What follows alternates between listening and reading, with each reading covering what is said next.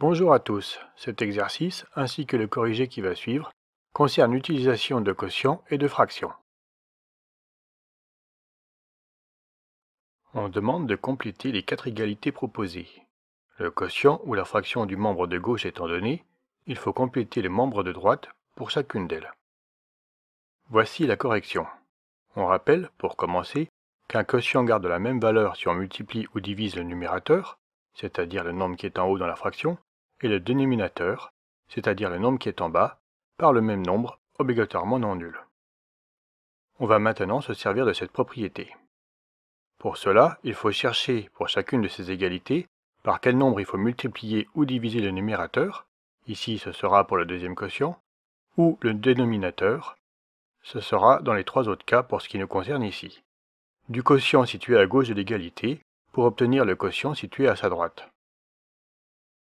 Pour la première égalité, le dénominateur du quotient de gauche est égal à 4, tandis que celui du quotient de droite est égal à 24.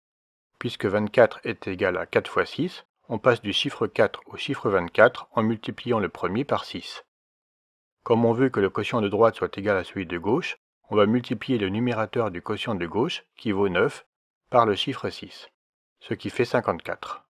On peut donc conclure que 9 sur 4 est égal à 54 sur 24.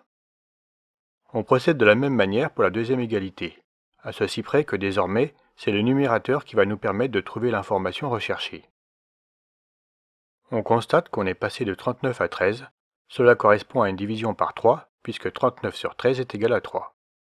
L'égalité devant être vérifiée, on doit diviser également le dénominateur de la fraction de gauche, c'est-à-dire le chiffre 15, par le chiffre 3, pour obtenir celui de la fraction située à sa droite. Comme 15 sur 3 est égal à 5, on peut conclure que, finalement, 39 sur 15 est égal à 13 sur 5. On continue avec la même méthode, mais ici avec les dénominateurs des quotients situés de part et d'autre de cette égalité. On sait, de plus, que multiplier un nombre par 10 revient à décaler la virgule d'un chiffre vers la droite. Comme on veut passer pour cette question de 6,28 à 628, on comprend qu'il suffit de multiplier par 10 pour obtenir 62,8, puis encore par 10 pour passer à 628. En définitive, on a multiplié 6,28 par 100, qui est le coefficient multiplicateur recherché. En faisant la même chose pour les numérateurs, on obtient que 5,4 que multiplie 100 est égal à 540. Ainsi, on a trouvé que 5,4 sur 6,28 est égal à 540 sur 628. Il reste à finir cet exercice en exploitant une dernière fois la méthode présentée. Le dénominateur de la fraction de gauche vaut 25, tandis que celui de droite vaut 100.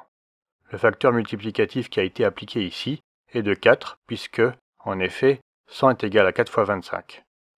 On va donc également multiplier 9 par 4, cela fait 36. Ainsi, on obtient que 9 sur 25 est égal à 36 sur 100. Cet exercice est désormais achevé. Si cette vidéo vous a été utile, merci de le faire savoir et soutenez-nous en vous abonnant à notre chaîne. N'hésitez pas à laisser des commentaires si vous avez des questions, des remarques ou encore des propositions d'amélioration.